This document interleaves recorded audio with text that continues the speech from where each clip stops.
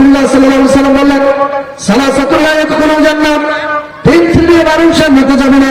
তার মধ্যে প্রথম হলো, এক নম্বর হলো অহংকারী ব্যক্তি, যারা দুনিয়াতে অহংকার করে চলাফেরা করে, যারা নিজেকে বলে আমি কি হলাম, এরকম ক্ষমতা পাওয়ার পরে যারা নিজেকে একেবারে ফুল পাওয়ার মনে করে, মানুষকে আর মানুষ মনে করে না, এই ব্যক্তিগুলো জান্নাতে যাবে না।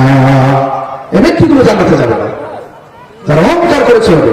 অহংকার হলো, আল্লাহ সুবহানাহু ওয়া তাআলা বললেন, অহংকার হলো আমার গায়ের চাদর, তোমরা অহংকার করিও না। আর যারা অহংকার করবে তারা জান্নাতে যাবে না। দুই নম্বর ব্যক্তি হলো, রাসূল সাল্লাল্লাহু আলাইহি ওয়াসাল্লাম বললেন, পিতা মাতার অজ্ঞাত ব্যক্তি, পিতা মাতার অজ্ঞাত ব্যক্তি জান্নাতে যাবে না।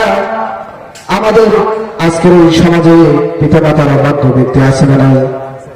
আছে কি আপনাদের এলাকায়? আছে।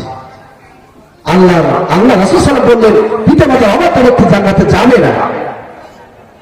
বাবা মা জান্নাত, এই জান্নাতকে বাদ দিয়ে আপনি শ্বশুর শাশুড়িকে খুশি করছেন, এই জান্নাতকে বাদ দিয়ে আপনি এলাকার সকল মানুষকে খুশি করছেন।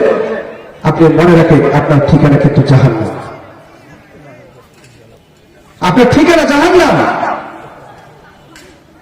তিন নম্বর ব্যক্তি হল, রাসূলুল্লাহ সাল্লাল্লাহু আলাইহি ওয়াসাল্লাম বললেন, তিন নম্বর ব্যক্তি হল আদ-দায়ুস, যারা দায়ুস ব্যক্তি তারা জান্নাতে যাবে না।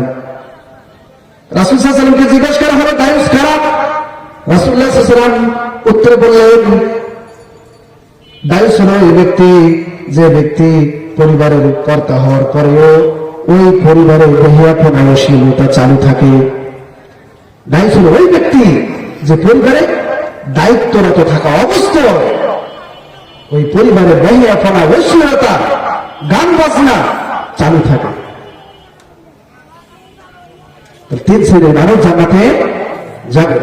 আপনাকে বলছি, আপনি 5 ওয়াক্ত সালাত আদায় করেন, কিন্তু আপনার বাড়িতে পর্দার কোন সিস্টেম নাই। আপনি 5 ওয়াক্ত সালাত আদায় করেন, আপনার মেয়ে রাস্তাঘাটে এখনো যা দেখেন, আপনি এখনো যা দেখেন,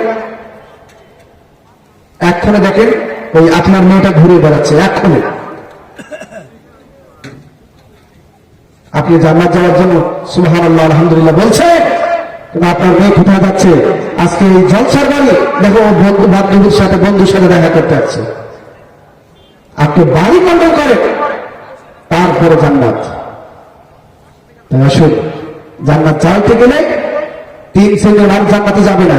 তার মধ্যে প্রথম শ্রেণীর নাম কি বলছিলাম? বলেন তো, কি বলছিলাম?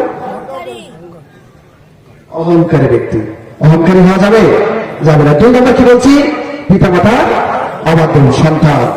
আর 3 নম্বর হলো আদ-দায়ুস, দায়ুস ব্যক্তি।